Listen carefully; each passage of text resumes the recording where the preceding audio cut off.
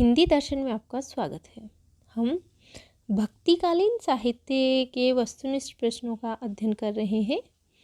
आज की कक्षा में हम निर्गुण भक्ति काव्य धारा की जो शाखा है ज्ञानश्री काव्य धारा या जिसको संत काव्य भी कहते हैं, इससे संबंधित वस्तुनिष्ठ प्रश्नों का अध्ययन करेंगे। इससे पूर्व हम भक्तिकालीन जो साहित्य है उसके वर्गीकरण के संबंध में, उसके विभाजन के संदर्भ में बात कर चुके हैं। जब हमने भक्तिकालीन परिचय से संबंधित वस्तुनिष्ठ प्रश्नों की बात की, हमने जाना था कि जो भक्तिकालीन साहित्य है उसको दो भागों में बांटा जा सकता है, एक निर्गुण काव्य धारा और एक सगुण काव्य धारा।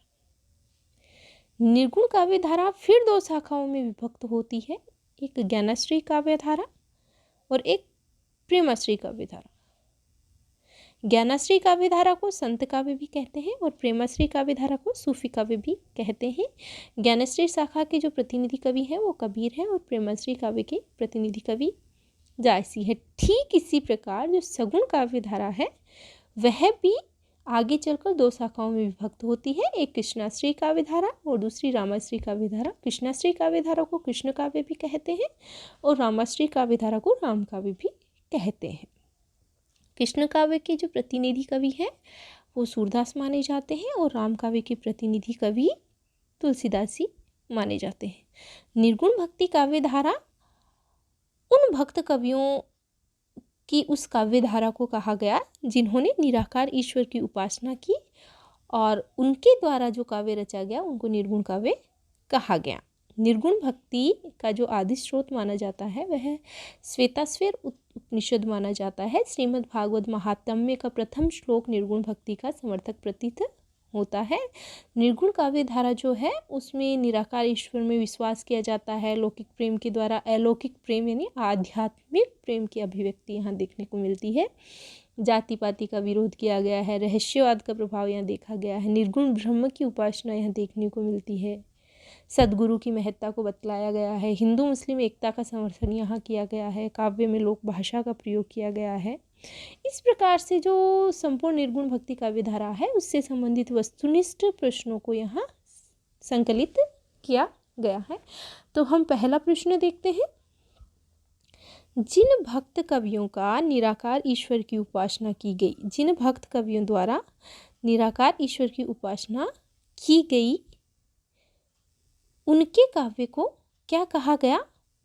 निर्गुण काव्य कहा गया। प्रश्न नंबर 2 देखते हैं। निर्गुण भक्ति का आदि स्रोत माना जाता है, निर्गुण भक्ति का आदि स्रोत श्वेताश्वेतर उपनिषद माना जाता है। अगला प्रश्न देखते हैं। वस्तुनिष्ठ प्रश्नों में सर्वाधिक प्रश्न इस प्रकार से बनाए जाते हैं आजकल कि निर्गुण काव्य धारा की प्रमुख विशेषता नहीं है और इसमें एक विशेषता आपको सगुण काव्य धारा की दे दी जाएगी और 3 विशेषताएं आपको निर्गुण काव्य धारा की दे दी जाएंगी और आपको इनमें से छटनी कर करके बताना है कि कौन सी जो विशेषता है वह सगुण की है और 3 कौन सी निर्गुण की है, या फिर 3 विशेषताएं निर्गुण काव्य धारा की दे करके उपयुक्त सभी में आपको सभी जो विशेषताएं हैं ये पूछ ली जाएंगी। तो निर्गुण काव्य धारा की प्रमुख विशेषताएं कौन कौन सी है? निराकार ईश्वर में विश्वास करता है, लौकिक प्रेम द्वारा अलौकिक प्रेम की अभिव्यक्ति यानी आध्यात्मिक प्रेम की अभिव्यक्ति यहाँ देखने को मिलती है, जाति प्रथा का विरोध यहाँ देखने को मिलता है।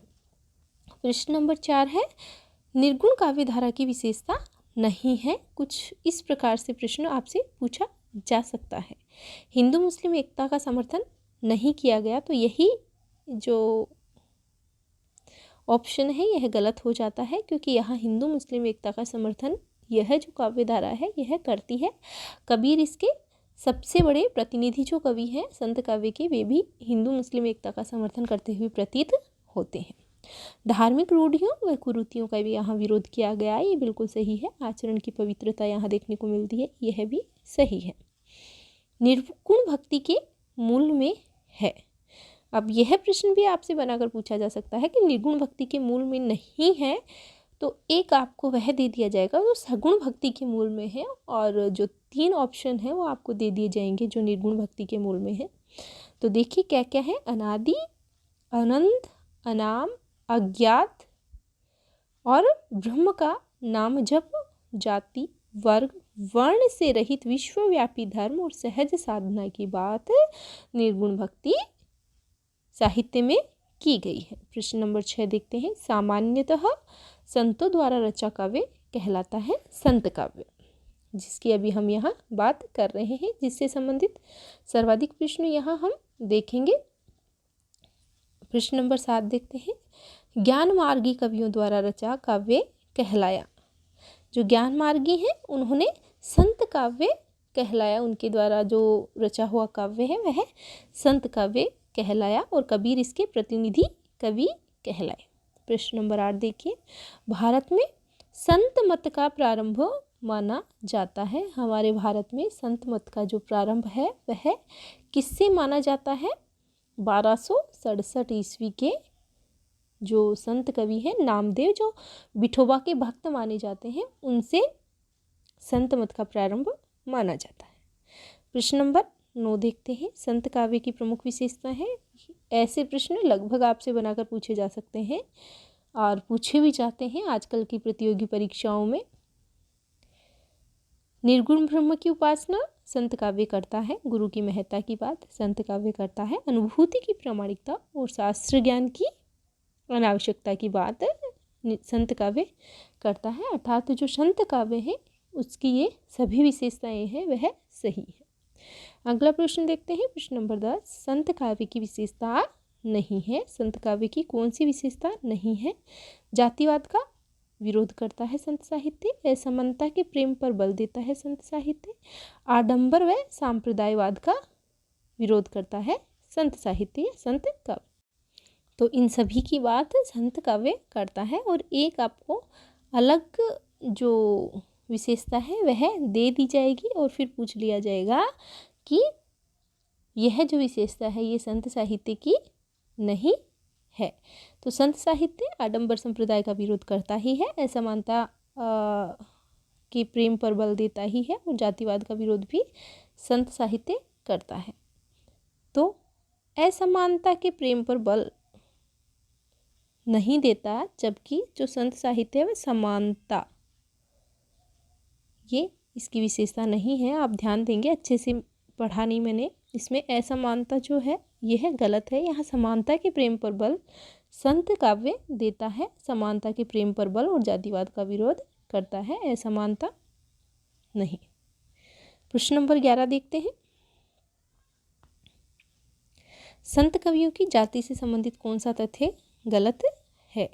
अब ये जाति जो है इसे संगत असंगत वाला प्रश्न बनाकर आपसे पूछ लिया जाएगा कि किस संत की कौन सी जाति है। तो यहाँ दिया हुआ है नामदेव की दर्जी जाति के थे नामदेव, तो यह बिल्कुल सही है कि नामदेव दर्जी जाति के थे। कबीर है वो जुलाहा थे, यह भी सही है, कबीर जुलाहा जाति के थे। सेना नाई जाति के थे, यह भी सही है। और रैदास बुनकर जाति के थे, यह गलत है, क्योंकि रैदास बुनकर जाति के ना होकर रैदास चमार जाति के थे। और बुनकर जाति के कौन थे? दादू दयाल। तो इस प्रकार के प्रश्न आपसे बनाकर पूछे जा सकते हैं। बुनकर जाति से दादू दयाल थे और चमार रैदास थे। कबीर के गुरु का नाम क्या था? कबीर के गुरु का नाम रामानंद जी था।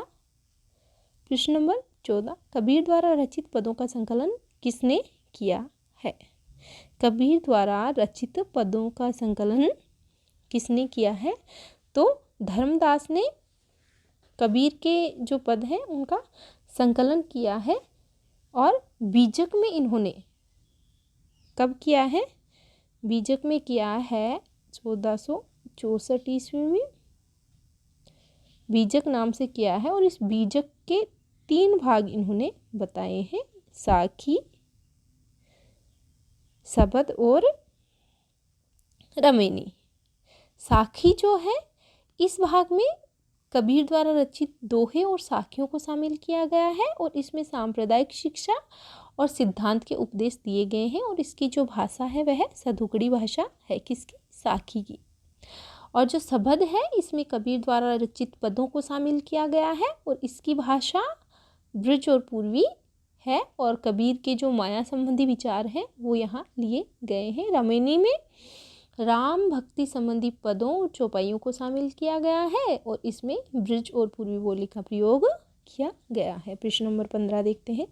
साखी की भाषा है, कई बार पूछा हुआ प्रश्न है, प्रतियोगी परीक्षाओं में यह प्रश्न बार बार पूछा जाता है। साखी की भाषा सदुकड़ी या राजस्थानी मिश्रित खड़ी बोली मानी गई है। किसी भी तरह से आपसे ऑप्शन देकर पूछा जा सकता है, केवल आपको दे दिया जाएगा सदुकड़ी तो भी सही है और राजस्थानी पंजाबी मिश्रित खड़ी बोली तो भी सही है।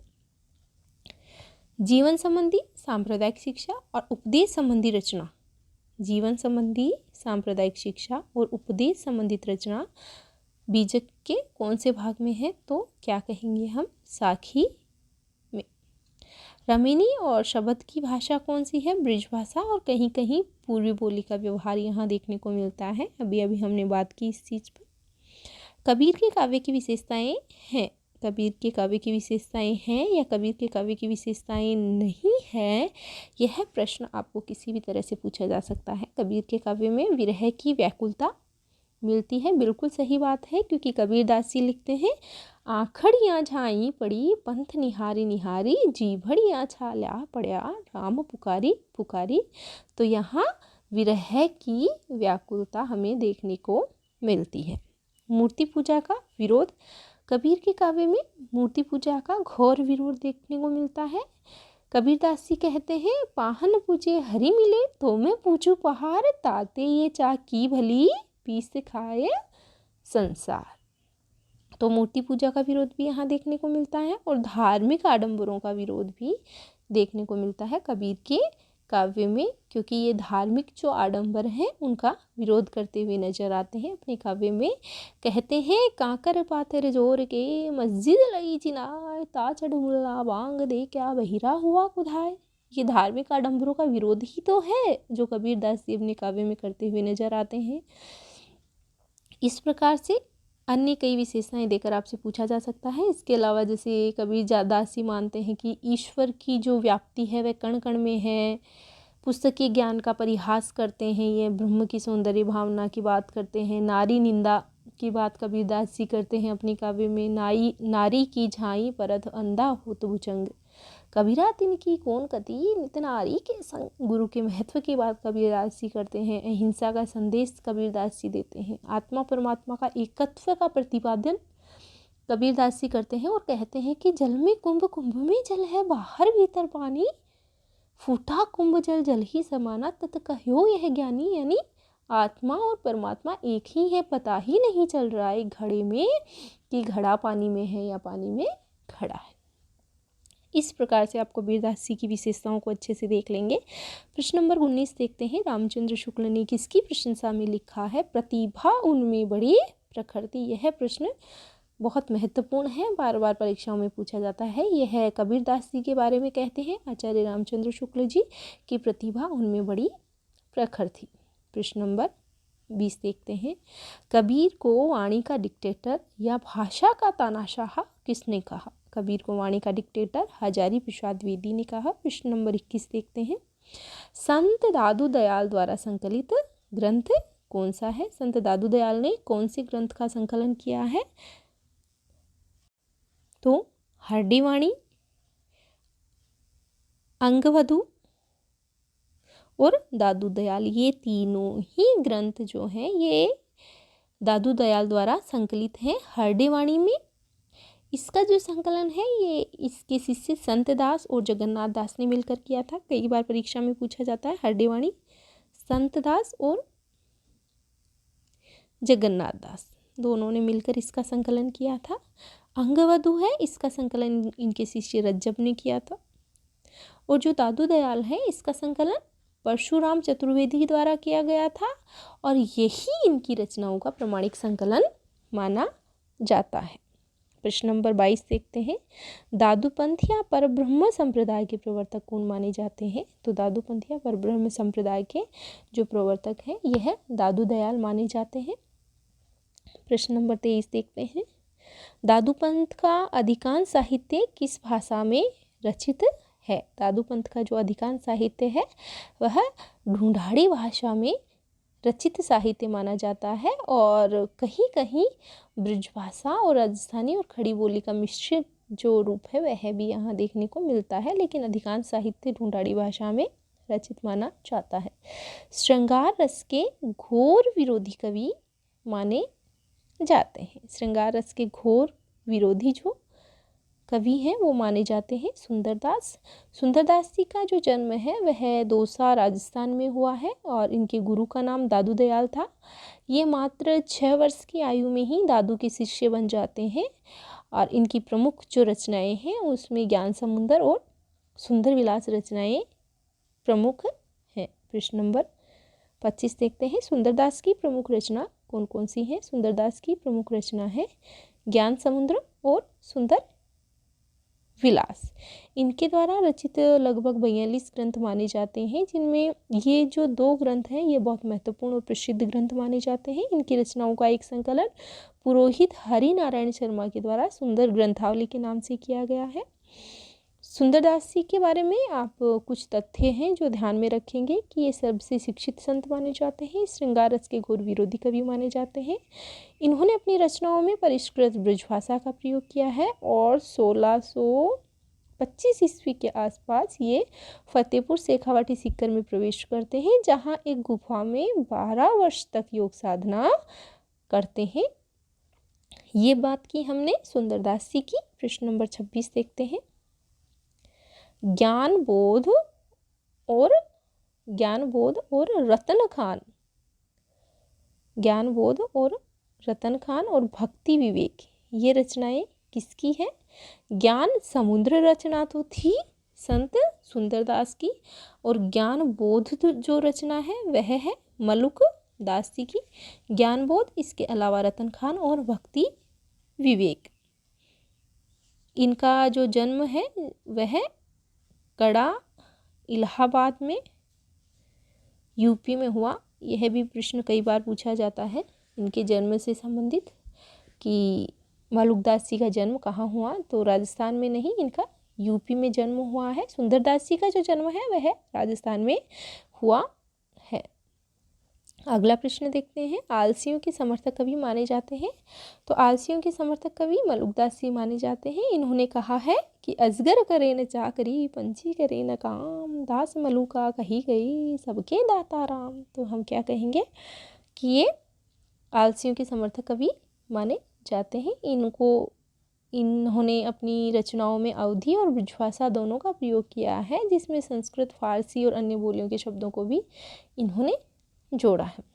अगला प्रश्न देखते हैं, रैदास की जाति से संबंधित पद कौन कौन से हैं। रैदास जी हैं, इनकी जाति चमार जाति थी और जो पद हमें देखने को मिलते हैं संत साहित्य में वो है, जाति भी ऊंची कर्म भी ओछा, ओछा कर्म हमारा कसब हमारा।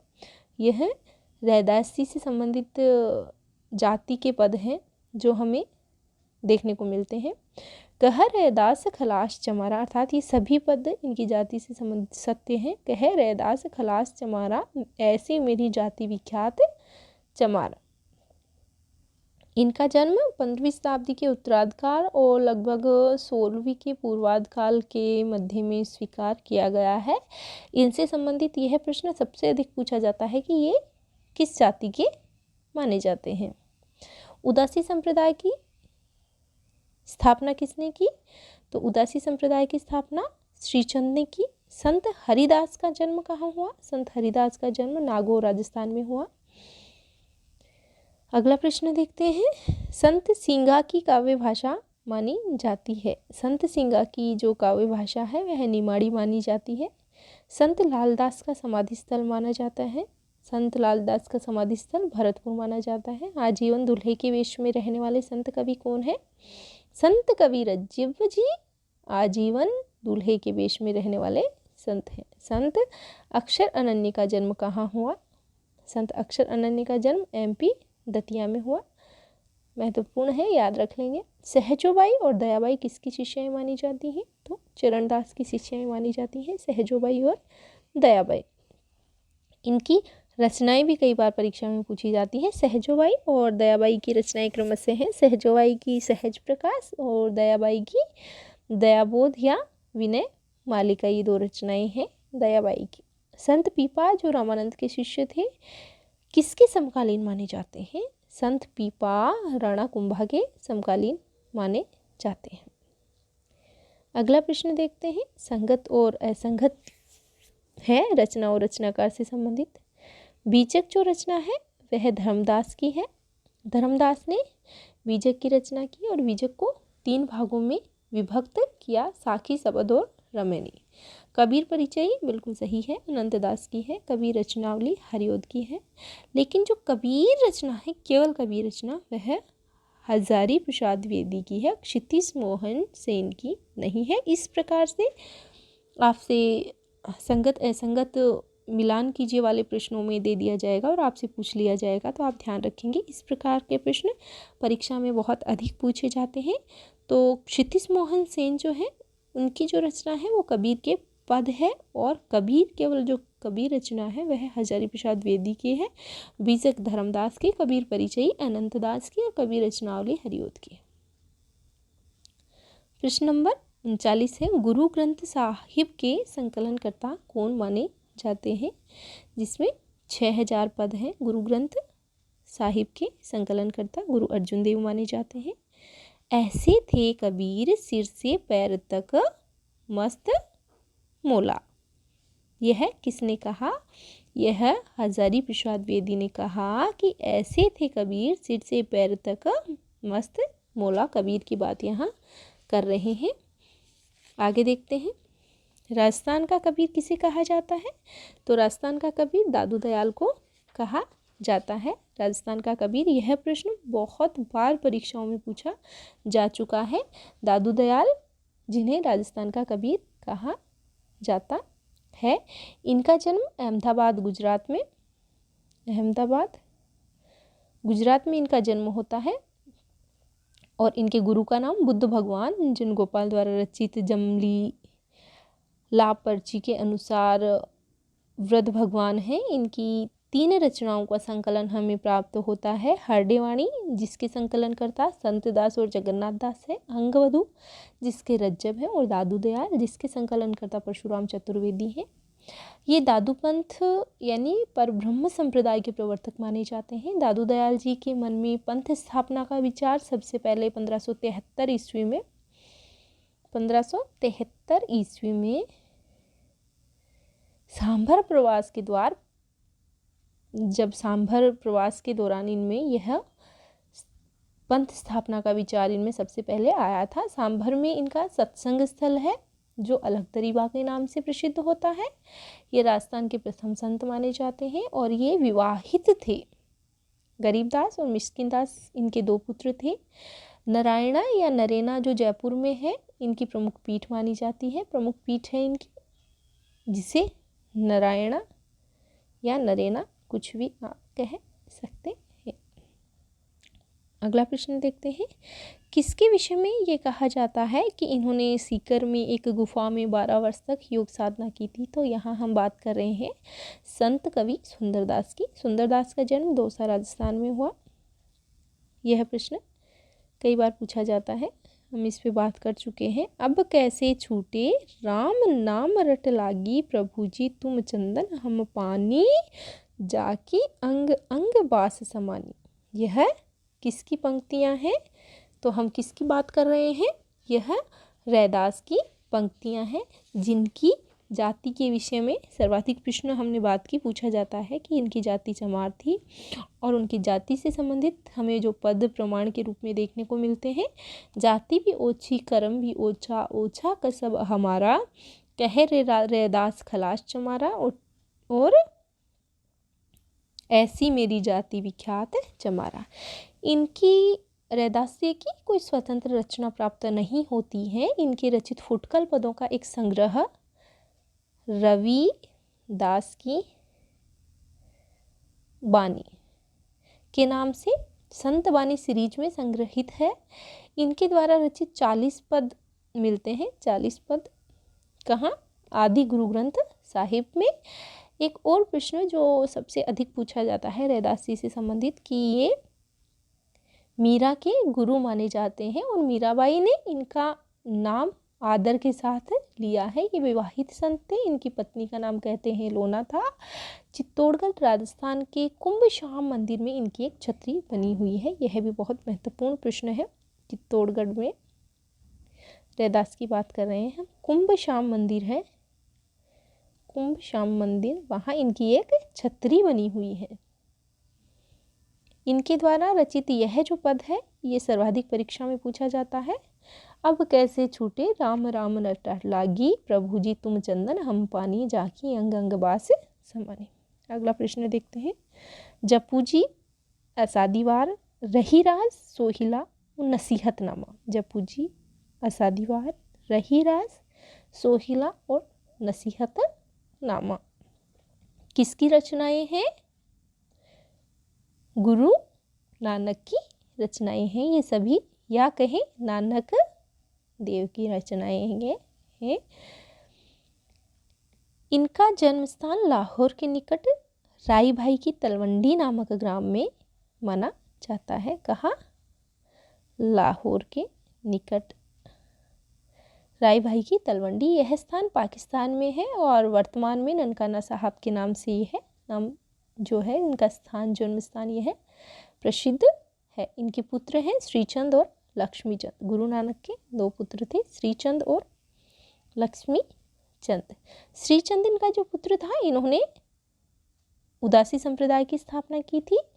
और गुरु नानक की जो प्रमुख रचनाएं हैं उनमें जपू जी असादीवार रहीराज सोहिला और नसीहतनामा का नाम लिया जाता है। जपू जी जो रचना है इसमें नानक दर्शन का सार तत्व देखा जाता है और नानक जी की काव्य भाषा के रूप में हिंदी, पंजाबी और फारसी देखने को मिलती है। इनकी जो नसीहतनामा रचना है उसकी भाषा में खड़ी बोली का रूप भी व्यक्त हुआ है, परंतु इसका अधिकांश साहित्य इनका पंजाबी में ही है। आगे देखते हैं। प्रश्न नंबर 46, नानक दर्शन का सार तत्व माना जाता है। अभी अभी हमने बात की, जपू जी इनकी जो रचना है वह नानक दर्शन का सार तत्व माना जाता है। प्रश्न नंबर 48 देखते हैं।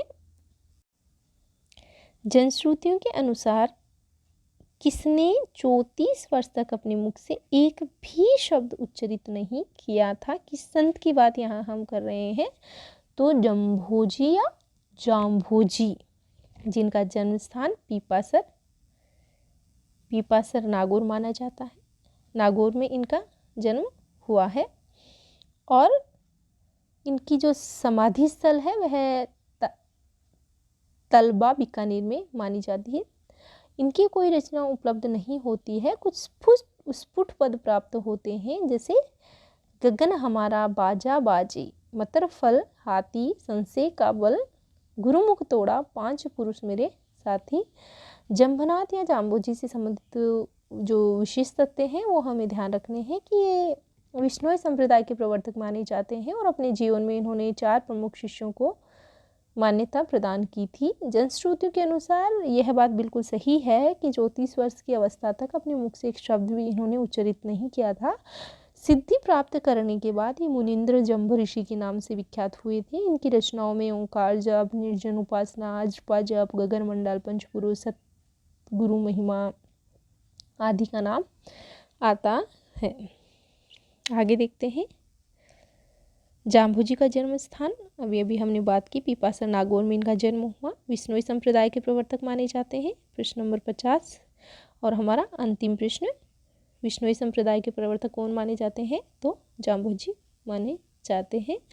संत लालदास लालदासी संप्रदाय के प्रवर्तक माने जाते हैं। कुछ और महत्वपूर्ण प्रश्न जिन्हें आप ध्यान रखेंगे संत साहित्य से संबंधित, इससे बाहर प्रश्न आने की संभावना कम होती है। संत लालदास से संबंधित प्रश्न, लालदासी संप्रदाय के ये प्रवर्तक माने जाते हैं। इनका जन्म अलवर जिले के धौलीधूप नामक गांव में एक मुसलमान परिवार में हुआ था। अपने अयोग्य शिष्यों के कारण इन्हें अनेक बार कष्ट सहन करने पड़े थे।